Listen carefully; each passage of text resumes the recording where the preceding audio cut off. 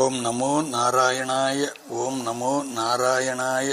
ஓம் நமோ நாராயணாய. திருமங்கையாழ்வார் 2674வது பிரபந்தத்தில் பெரிய திருமடலில் 130வது கண்ணியில் இவ்வாறு பாடுகிறார்.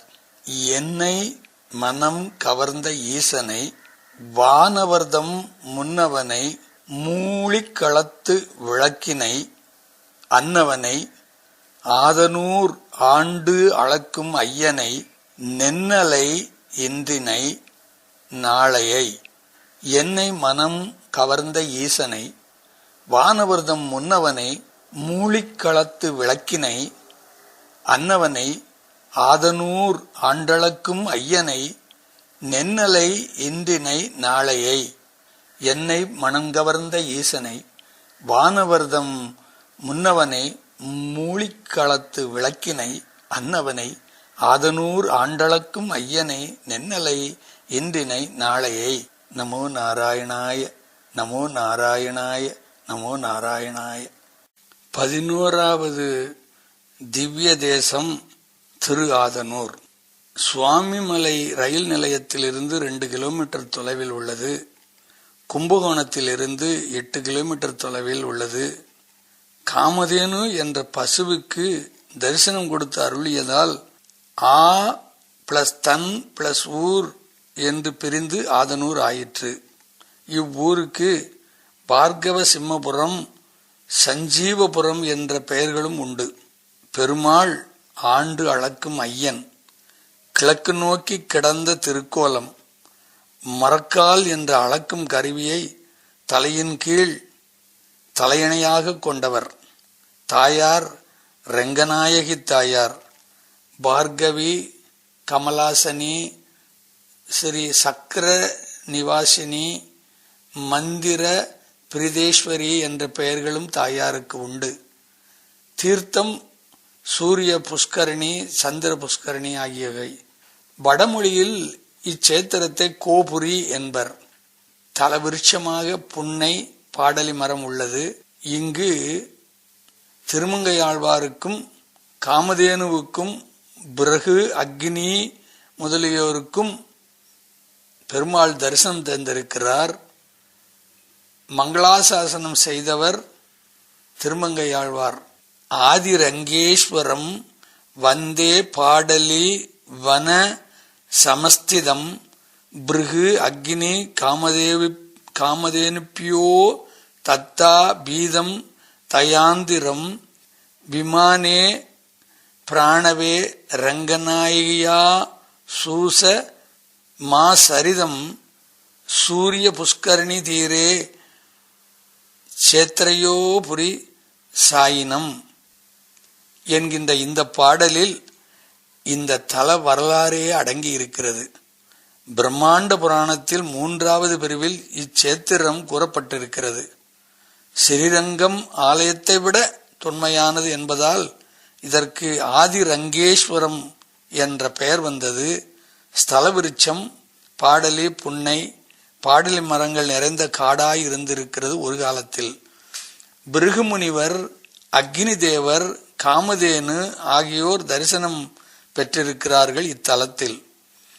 பிரணவ விமானம் கீழ் ரங்கநாயகி தாயாருடன் சூரிய புஷ்கரணி தீர்த்தக்கரையில் ஆதிசேஷவன் மீது தலையணையின் கீழ் மரக்காலும் இடது கையில் ஓலையும் எழுத்தாணியும் கொண்டு கிழக்கு நோக்கி சயனித்திருக்கிறார் என்பதே இந்த பாடலின் பொருளாகும். இதென்ன புதுமையான தலைக்கடியில் மரக்கால், இடது கரத்தில் ஏடு எழுத்தாணி என்று தோன்றுகிறதல்லவா? ஸ்ரீரங்கத்திற்கு மதில் கட்டும் வேலையை மேற்பார்வையிட்டுக் கொண்டிருந்தார் திருமங்கையாழ்வார். மேஸ்திரி தனித்த குரலில் கையிருப்பு நேற்றோடு தீர்ந்து விட்டது, சாயந்தரம் வேலையாட்களுக்கு படியளக்க வேண்டும் என்கிறார். ஆழ்வார் கவலையோடு அரங்கன் சன்னதிக்கு சென்றார். இது உனக்கு அழகா? போர்க்களத்தில் வெற்றிகளை குவித்துக் கொண்டிருந்த என் கண்ணில் குமிதவல்லியை காட்டினாய். அவளை மணக்க அவளது நிபந்தனைகளை ஒப்புக்கொண்டேன். விஷ்ணு பக்தனானேன். கள்வன் என்ற அவச்சொல்லுக்கும் அஞ்சாது அன்னதானம் செய்தேன். திருப்பணி ஆசையை என் மனதில் விதைத்துவிட்டு இப்படி வெறுங்கையனாய் சோதிப்பது நியாயமா என்று வேண்டினார். கொள்ளிடக்கரைக்கு வா, பணம் தருகிறேன் என்றார் ரங்கநாதர். உற்சாகத்தோடு கொள்ளிடக்கரைக்கு சென்றார் திருமங்கையாழ்வார். எம்பெருமான் நெற்றியில் பெரிய நாமம், தலையில் பெரிய தலப்பாகை, உதட்டில் கள்ளச்சிரிப்போடு காட்சி தந்தார். ஒருவேளை எம்பெருமான் இந்த வியாபாரியிடம் பணம் கொடுக்க சொல்லி இருப்பாரோ என்ற ஐயத்துடன் அவரை நெருங்கி தன்னை அறிமுகப்படுத்திக் கொண்டார் திருமங்கை. ஓ, நீங்க தானா திருமங்கை? என்னை அழகிய மணவாணர் தான் இங்கே அனுப்பி வைத்தார் என்றார் வணிக வேடாத்திரி. எல்லாம் சரி, காலியான மரக்காலோடு வந்திருக்கிறீர்களே, பொன் பொருள் எல்லாம் ஆட்கள் கொண்டு வருவார்களா என்று ஆவலோடு கேட்டார் ஆழ்வார். இந்த மரக்கால் அட்சய பாத்திரமாக்கும். இதை கையில் எடுத்து தேவையான பொருளை மனதில் நினைத்து ரங்கா சரணம் என்று 3 தடவை சொன்னால் நீங்கள் விரும்பியது அதிலே நிலைத்திருக்கும் என்று புன்னகைத்தார் மாயவர். அப்படியா என்று மனமகிழ்ந்த ஆழ்வார், ஆமாம், இந்த ஏடும் எழுத்தாணியும் எதற்கு என்று விரும்பினார் ஆழ்வார். எவ்வளவு அளந்தோம் என்று தெரிய வேண்டாமா? கணக்கை குறித்துக் கொள்வதற்கு என்று சட்டென்று பதில் வந்தது. சரி, வாருங்கள் என்று மதில் கட்டும் இடத்திற்கு பகவானை அழைத்து வந்தார் ஆழ்வார். கூலி ஆட்கள் வரிசையாக நின்றிருந்தனர். ஆளுக்கு ஒரு மரக்கால் மணலை அளந்து போடுங்கள் என்றார் வணிகர். ஒரு விஷயம் சொல்ல மறந்துவிட்டேன். உண்மையா உழைத்தவர்களுக்கு மணல் பொன்னாய் மாறும், ஏமாற்றியவர்களுக்கு மணல் மணலாகத்தான் இருக்கும். இந்த மரக்கால் பொல்லாதது, சோம்பேறிகளை அடையாளம் காட்டிவிடும் என்றார் பரந்தாமன். கடைசி நேரத்தில் இதென்ன நிபந்தனை என்று திருமங்கையாழ்வாருக்கு சலிப்பு வந்தது. ஆனால் வேறு வழியில்லை, ஒப்புக்கொண்டார். சிலருக்கு பொன்னாக விழுந்தது, சிலருக்கு சிறு பகுதி மண்ணும் கலந்திருந்தது, சிலருக்கு பெரும்பகுதி மணலாகத்தான் இருந்தது. ஏய்த்தவர்களுக்கெல்லாம் மொத்தமும் மணல்தான். தங்கள் ஏத்துவாளித்தனம் அம்பலப்பட்டதை எவர்தான் பொறுப்பர்? பெரும் கலகம் மூண்டது. இவன் சித்து வேலைக்காரன், மந்திரவாதி, வெயிலில் பாடுபட்ட எங்களுக்கு கூலி மண்தானா என்று பலரும் வணிகனை அடிக்க வந்தனர். வெண்ணெய் திருடிய கண்ணனுக்கு மறுபடியும் பழைய ஞாபகம் வந்து விட்டதோ? ஓடினான் தலை தெறிக்க.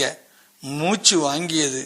திருமங்கையார் பின்னாலேயே குதிரையில் ஏறி துரத்தினார். ஆதனூருக்கு அருகில் ஒரு இடத்தில் எவ்வளவு பொன் அளந்து போட்டோம் என்று ஓலையில் கணக்கு எழுதினார் பெருமாள்.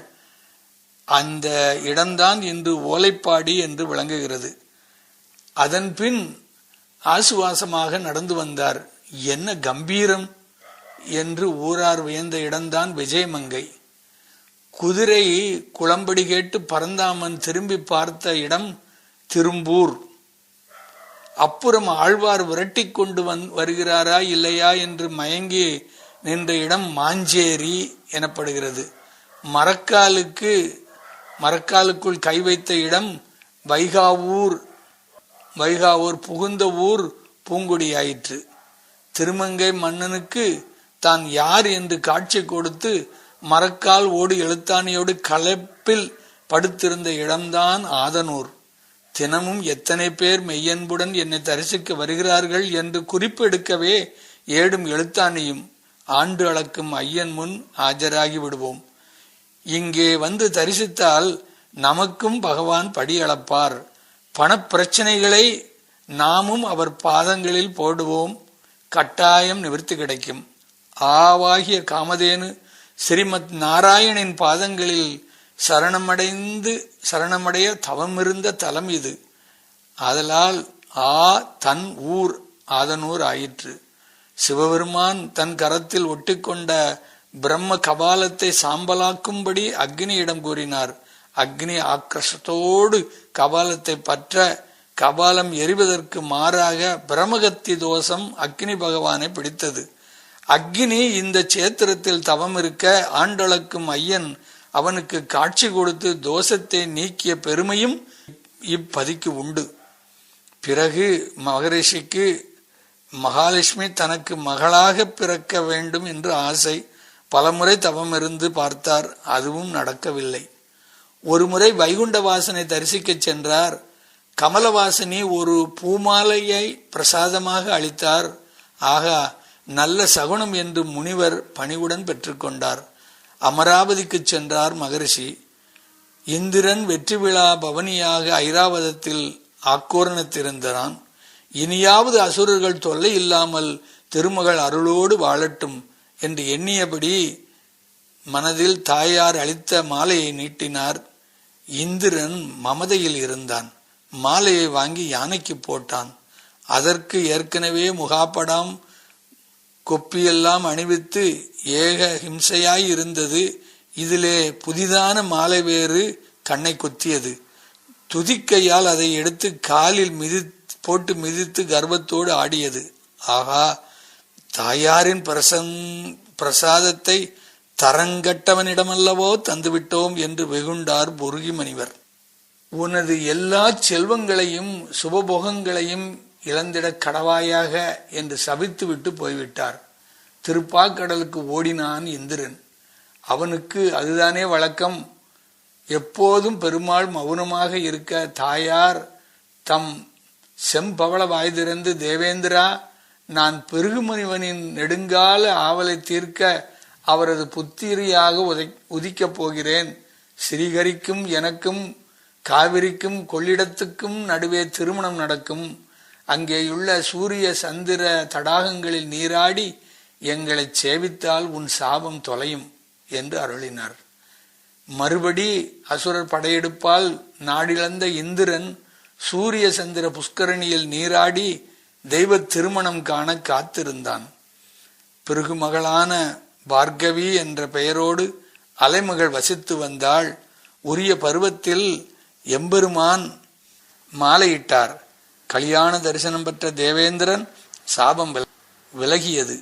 அமராவதி நகரம் போய் சேர்ந்தான். பிறகு முனிவர் எம்பெருமானை இங்கே பிரதிஷ்டை செய்தார். கிழக்கு நோக்கி புயங்க சயனத்தில் மகாவிஷ்ணு கடாட்சித்தார். தாயாருக்கு மந்திர பீடேஸ்வரி என்ற பெயரும் உண்டு. உற்சவர் திருநாமம் அழகிய மணவாளர். இங்கு ஆண்டளக்கும் ஐயன் என்பதே சம்பத்திற்கு அடையாளமன்றோ என்று பாடியிருக்கிறார் திருமங்கையாழ்வார். காவிரியும் கொள்ளிடமும் இத்தலத்துக்கு இருபுறமும் 3 கிலோமீட்டர் தொலைவில் ஓடுகிறது. காமதேனு அதன் புதல்வி நந்தினி இருவரின் சிற்பமும் இங்கு உள்ளது. திருவரங்கத்தைப் போலவே 7 மதில்கள் இருந்ததாக பிரம்மாண்ட புராணம் சொல்லுகிறது. மிகச் சிறப்பாக அக்கோயிலில் கால வெள்ளத்தில் பூமிக்கடியில் புதைந்து விட்டது. அப்படியானால் இப்பொழுதுள்ள ஆலயம்? காஷ்மீர் இளவரசியை பிரம்ம ராட்சசம் பிடித்து கொண்டு படாத பாடுபடுத்தியது. நாளுக்கு நாள் ராஜகுமாரி மெலிந்தாள். செய்யாத வைத்தியம் இல்லை, பார்க்காத மந்திரிகம் இல்லை. சேத்திராடனம் சென்றான் மன்னன். பெருமாள் கனவில் வந்தார். கோயிலை செப்பனிடு, உன் மகள் சீரடைவாள் என்றார். மன்னன் உடனே வேலையில் இறங்கினான். மளமளவென்று திருப்பணி நடந்தது. ஆலயப்பணி முடிவுற்றும் சமயம் அரசிலங்குமரியை விட்டு பேய் ஓடிவிட்டது. இப்பொழுதுள்ள கோயிலில் வரலாறு இதுதான். பில்லி சூனியம் பிடித்தவர்களுக்கும் இங்கு வந்து சேர்ந்து கொண்டு குணமடைந்ததாக சொல்லப்படுகிறது. பரமபதம் ஸ்ரீரங்கம் போலவே இங்கும் 2 மனத்தூண்கள் இருக்கின்றன. 108 திவ்ய தேசங்களில் இந்த 3 இடங்கள்தான் மனத்தூண்கள். இவற்றை ஆலிங்கனம் செய்து கொண்டவர்களுக்கு யமலோக வாதனை கிடையாது என்று நம்பப்படுகிறது. 3 நிலை ராஜகோபுரம். கோபுரத்திலேயே பரந்தாமன் அனந்தாழ்வார் மீது பள்ளி கொண்ட கோலம். மூலவர் வடிவம் முழங்கால் வரைதான் தெரிகிறது. இச்சிலை வளர்ந்து வருவதாக சொல்லப்படுகிறது. திருவடி தரிசித்தால் கலியுகம் முடிந்து பிரளவம் உண்டாகும் என்று புராணம் தெரிவிக்கிறது. திருவடி தெரிந்தால் கலியுகம் முடிவடைந்து பிரளயம் உண்டாகும் என்று புராணம் கூறுகிறது. இந்த ஊருக்கு அருகிலுள்ள நரசிம்மபுரம் என்ற கிராமம் சரபோஜி மன்னரால் அகோபில மடம் 25வது பட்டத்தின் ஜீனியர் சுவாமிகளுக்கு வழங்கப்பட்டிருந்தது. 38வது பட்ட ஜீனியர் வரை இங்கேயே எழுந்தொள்ளி இத்தலத்திரை பரிமாறித்து இவ்விடத்திலே அடங்கியுள்ளனர். அவர்களின் நினைவாக இங்கே 5 பிருந்தாவனங்கள் உள்ளன. இன்றும் திரு ஆதனூர் அகோபில மடத்தின் நிர்வாகத்தின் கீழ் நடக்கிறது. அகோபிலம் எம்பெருமான் நரசிங்க அவதாரம் எடுத்த சேத்திரம். வைகுண்ட ஏகாதசி விசேஷமான கூட்டம் இருக்கும். தினமும் 2 கால பூஜை நடைபெறுகிறது. இத்திருக்கோயிலில் ஒரு காலத்தில் நித்தமும் தளிகை அனுப்பிய ஊர் தளியூர் என்று அழைக்கப்படுகிறது. பரதனிடம் ஸ்ரீராமன் ஊர் திரும்பும் சமாச்சாரத்தை சொல்ல புறப்பட்ட ஆஞ்சநேயர் இந்த ஊரில் சற்றே இளப்பாரி சந்தியாவதனம் செய்தாராம். ராமபிரானும் இங்கு என் சகாயம் வந்தாரா என்று விசாரித்து திருவடியை விட்டு சென்றிருக்கிறார். ஸ்ரீ ராமபாத கமலங்களும் மாருதியையும் சேர்ந்து தரிசிக்கலாம் இத்திருத்தலத்தில்.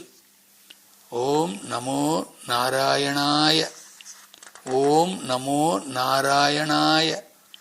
ஓம் நமோ நாராயணாய. ஓம் நமோ நாராயணாய. ஓம் நமோ நாராயணாய. ஓம் நமோ நாராயணாய. திருமங்கையாழ்வார் 2674வது பிரபந்தத்தில் பெரிய திருமடலில் 130வது கண்ணியில் இவ்வாறு பாடுகிறார். என்னை மனம் கவர்ந்த ஈசனை, வானவர்தம் முன்னவனை, மூழிக்களத்து விளக்கினை, அன்னவனை, ஆதனூர் ஆண்டு அளக்கும் ஐயனை, நென்னலை இன்றினை நாளையை.